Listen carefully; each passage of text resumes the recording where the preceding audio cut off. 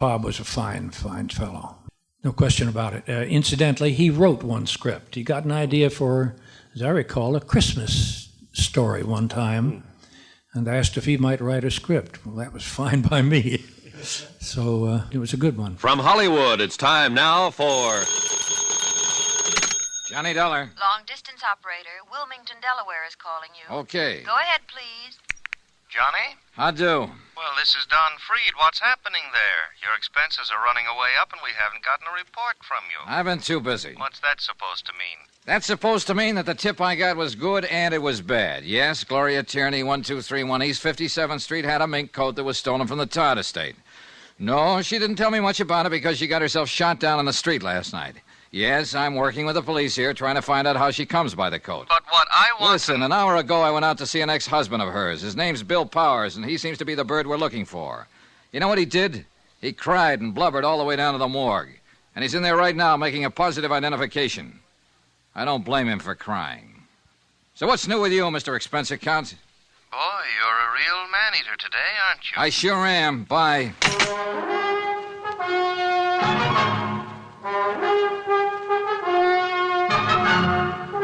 Tonight and every weekday night, Bob Bailey in the transcribed adventures of the man with the action-packed expense account, America's fabulous freelance insurance investigator. Yours truly, Johnny Dollar.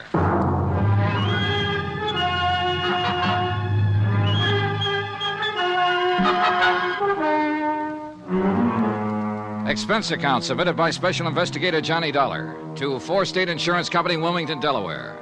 The following is an accounting of expenditures during my investigation of the Todd Matter. Expense account item 8, 20 cents, aspirin. I bought them in a drugstore across the street from the morgue. I figure I needed them. On the way down in the police car, the ex-husband of Gloria Tierney gave us very little information about her activities up until the time of her death. After he made the identification, we all walked across the street. Expense account item 9, 30 cents, 3 cups of coffee. Sergeant Mapes, Bill Powers, and myself. Powers cried a while, then straightened out somewhat. I hope you get whoever did this terrible thing, Sergeant. I hope you'll get him real fast. You sure want to, Mr. Powers. Why would anybody do that to Gloria? Why? Maybe you can help us answer that. We hope you can, Mr. Powers. Oh, you. You're just interested in that coat she was wearing. Well, mister, I don't believe she was wearing a stolen coat. What do you think of that? I think that's a pretty fair way to think right now. But it's not very practical since we already have proof that it is a stolen fur and that she was wearing it.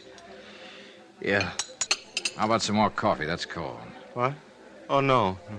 Look, we're just trying for the facts of the matter, Mr. Powers. I saw Gloria Tierney. I know what kind of a person she was. We have to start somewhere. You can understand that. Yeah, I suppose so. Now, you told us you saw her last week for a drink. Have you been seeing her right along? Yeah, sure. Even though you were divorced a year or so ago? Yeah. Yeah. Did you know she's been going with someone else, too? Yeah? Bill? Yeah. Bill Chambers. That his name, Bill Chambers? Well, yeah, I don't know him, but she talked about him a lot. Here. Take a look at this picture. Is this him? Yeah, that's him. I thought you knew. You're sure this is him? Oh, sure. The picture was in her apartment. I've seen it there. One day I asked her who he was, and Gloria told me about him. Well, what did she tell you about him? She just said she was going out with him. Oh, she told me that he asked her to marry him. She said he had a lot of money. Anything else? Oh, I don't know. Did she happen to mention where he works? No. What kind of work he does? No. Do you know where we can get in touch with him? No, I don't know that either. I can't help you. I only know she's been going out with him. I don't get this. You and her were divorced, but you kept on seeing her. And she got this new boyfriend. And she told you things like that? Yeah. Funny, isn't it? Why'd you bust up? Oh, this and that. Kid stuff. I suppose it was spat over this and that. I don't know what exactly. Anyway, we were going to straighten it out. We were going to be married again. Oh, what about this Bill Chambers? No, she didn't want to marry him.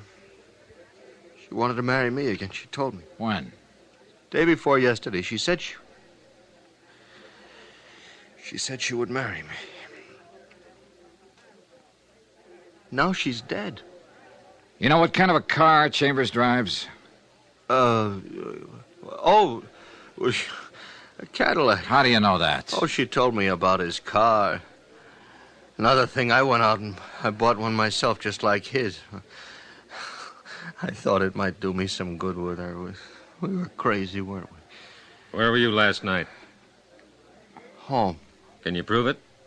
Oh, yeah. Home. All night. I was home while she was out getting herself killed. Lawrence Dobkin played several roles in the Todd Matter, including Bill Powers. I think probably the best thing about the radio days was that as an actor you could stay fluent. You were in and out, the job was done. The ease and speed of radio, the absence of commitment, the absence of time spent, you could have all the thrill and all the challenge of a full performance with 4 rehearsals and the air show. Mm-hmm. And you didn't spend 8 hours driving to and from location and getting in and out of wardrobe and waiting for the young actors to learn how to do their parts. Neither AFRA nor AFTRA, and finally not SAG either, chose at any time to operate like a hiring hall. That was a deliberate decision. The issue has been raised, the question has been raised within every guild I've ever belonged to, and that includes the Writers Guild, the Directors Guild, and the IA, because I used to carry a stagehand's card when I was younger. Only the IA operates like a hiring hall, and the others do not call themselves unions. They are guilds or associations, and if the cast is relatively closed on some show or other, that's a production decision. Roberta Bailey-Goodwin remembered many of the actors that appeared with her father on Johnny Dollar. Some of the people Vincent Price did that show a lot. And, well, like I said, Virginia Gregg did it. And an actor named Stacey Harris, he went on to be in television, played a bad guy all the time. He's one of those people, if you saw him, you'd know him right away, but you don't know his name. Right. Larry Dobkin, he went on to play a bad guy in a lot of television series. Then there was Forrest Lewis. And I was looking at the script. There's a very young actor here, Dick Crenna. Mm-hmm. And we all know that he went on to television. We just heard Dick Crenna on this show about a half hour ago on Armis Brooks. Right. Well, he was doing Dad's show then, too. Was he doing adult parts or mostly kids? Oh, he was way down in the script. Doing what they called, I guess, bit parts, support parts. I believe in one of the Johnny Dollars that we played, Dick Crenna turns up as kind of a teenage hood or hoodlum. There were so many. There were the 2 formats. There was the half-hour format, and then there were the 5-series formats. The 5-a-week format was just great radio. Although not in this particular Dollar episode, Virginia Gregg was an oft-featured character actress and close friend of the Bailey family. Did you freelance most of the time through this period? Well, in radio days, yeah, that's what you did. I was doing as high as 5 shows a day. But I did Brooksy with Bob Bailey. And let George do it. Yeah, and I also did... You worked with him on Johnny Dollar, too, I think, didn't you? I did. I enjoyed the people in it, too. There was a lot of loyalty, camaraderie. See, we were together so much. The name William Chambers was checked through the New York police files. 24 persons more or less fit the general description of the suspect. It took 2 days for Sergeant Mapes and his men to track down all the leads. Neither Mrs. Stromberg or Bill Powers could identify any of them. An all-points bulletin was issued describing the suspect in his car. Same results, nothing. On the 3rd day, the pawn shop detail turned up 2 items that had been taken in the Todd burglary. There they are, Johnny. Uh-huh. Watch and a ring.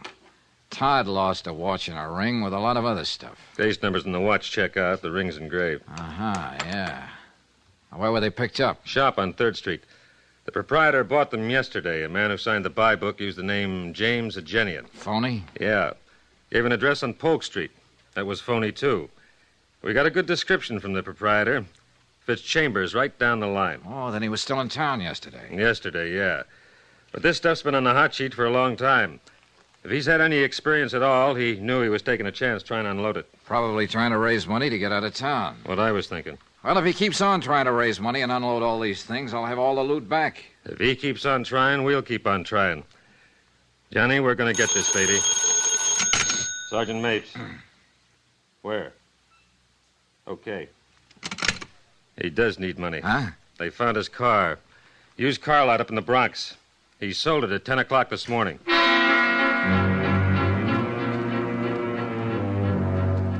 At the used car lot, we learned that a man answering the description of William Chambers had driven in that morning and offered a black 55 Cadillac for sale. The used car lot manager had finally settled on a price and made out a check. He reported that Chambers seemed extremely nervous and anxious to make a quick deal. The car was impounded and examined. A full set of fingerprints on the steering wheel and dashboard gave us a positive identification on William Chambers.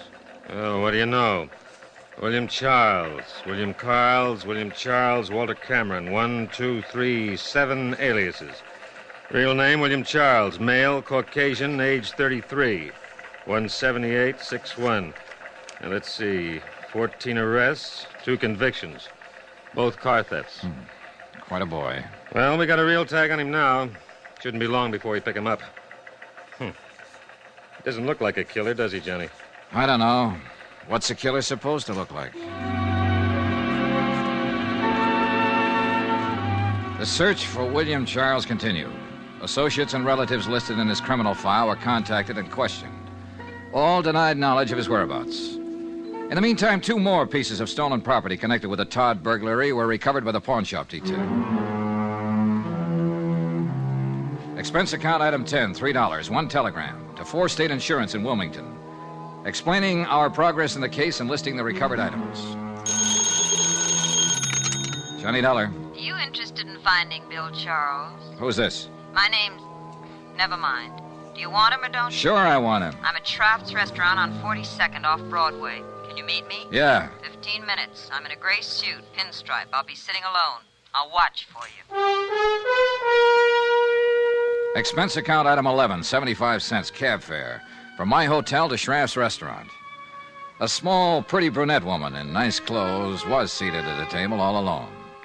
She looked more like a housewife on a shopping tour than someone who might be connected with a bandit and a killer. Sit down, Mr. Dollar. Okay, sure. There's a reward posted for William Charles, isn't there? For that Todd Matter? That's right, $5,000. Well, I get it if I turn him over to the police. Not all of it. Half of it goes to an ex-convict who tipped me off in the first place. Half? Yes. You don't seem very anxious to get him. Oh, we're anxious. But that's the way it is. This other half of the $5,000 is spoken for. I want to get something else straight. What happens to me? What do you mean? I've known he had a part in that Todd Matter for a long while. I haven't said anything. Does that make me a party to it or something? I don't know. Well, this is going to get me in trouble. If I have to spend the money for lawyers to keep out of jail, I don't want any part of it. All right. My company will cover that part. Now, where's Charles? Not so fast. I better have something in writing. Something that says your insurance company will pay me a reward and give me help if I get in trouble. I'll talk to them. I'm thinking of the future. I'm going to have one once this is over. Are you? Yes. Yes, I am. Now, how long will it take you to arrange this? Oh, about an hour. I can do it by phone, I guess. That'll be fine. Who are you? Melva Charles. His wife? Yes, that's right. $2,500. Not much for a husband. He's not much of a husband. He was once, but then he had to give away a mink coat and spend time away from me. I see. I doubt it. You people hardly ever see anything. We try. You make the arrangements. I'll meet you again in, say, 2 hours. 2 hours.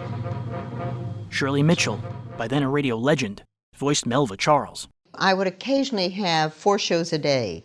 Some would be at CBS. There were times when the artist entrance was too far for me to run through. They'd have a special page holding a door because the timing was so awful. I mean, it was maybe 5 minutes apart to get from CBS to NBC.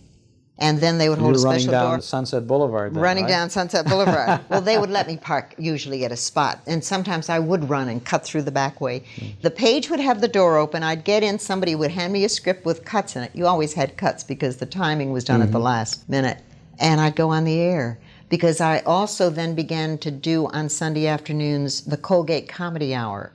Les Tremaine and I did that for a couple of seasons with Bob Crosby. I would do that and Gildersleeve. Fibber was on a Tuesday. I would occasionally do Fibber on a Tuesday and then the Jack Carson show on a Tuesday. Then there was Joan Davis and Rudy Valley in between all of that. And all this stuff was going on at the same time. At NBC and CBS. It was such an exciting time. Fans would be lined up for a block, maybe, all the way around waiting to get in. They'd let them in a half hour before the show. And at the artist entrance, you had the same fans every day who, you know, they grew up. I mean, I met one lady in Hughes recently shopping, and she said, "Do you remember me?" She recognized me because I've done quite a bit of television. But it was the most glorious time. Virtually everyone we've spoken to has said the same thing. It was really the best of times. Even people who have certainly gone into even greater success in television. Right. They've always said it was so great because, first of all, you didn't have to deal with the makeup and the costumes and all of that, even though you did dress we for dressed, a nighttime show. Sure. And we were a family. We still are very, very close. Janet Waldo and I are very close friends. Ginny, Gregg, Alvia Allman. It was a nucleus of people that you never grew away from. And they were dear, wonderful people. In television, you know, you do a show, you never see anybody again. I gave her a 50-second start before I left the table. When I got out on the street, I was just in time to see her climb into a cab.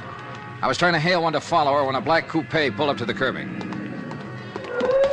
Come on in, baby. Hey, Mapes. Get in, the light's changing.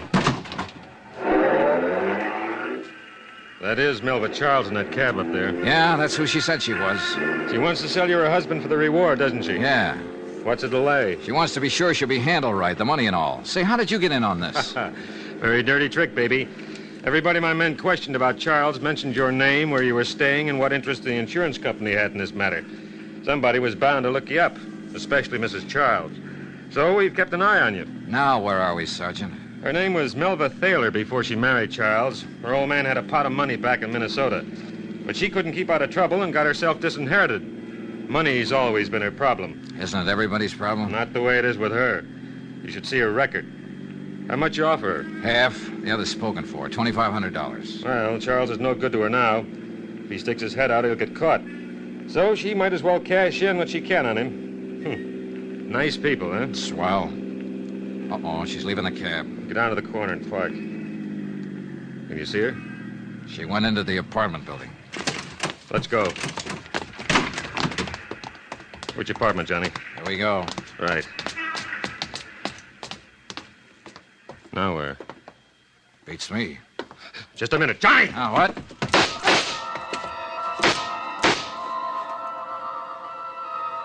Before I went down, I heard it go off a couple more times. It must have been 6 inches from my head.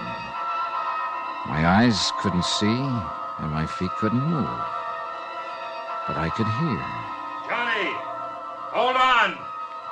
Hold on, baby!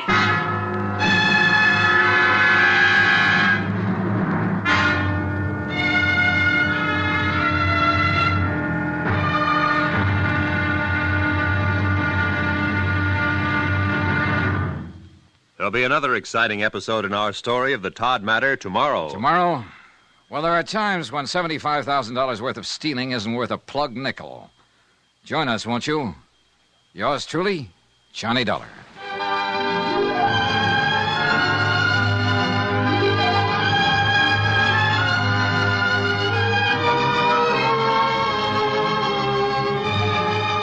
Yours truly, Johnny Dollar, starring Bob Bailey, is transcribed in Hollywood. Written by John Dawson, it is produced and directed by Jack Johnstone. Be sure and join us tomorrow night, same time and station, for the next exciting episode of Yours truly, Johnny Dollar. Roy Rowan speaking.